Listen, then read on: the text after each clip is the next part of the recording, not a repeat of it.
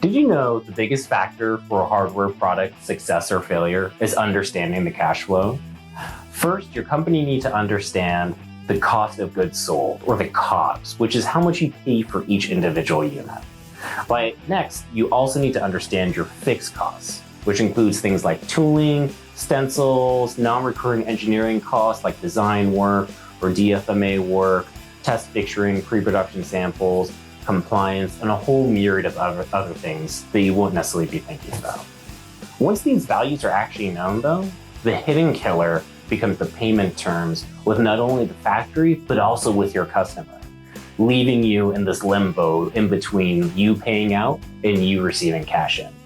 But by negotiating better terms, it is possible to significantly reduce the overall working capital requirements.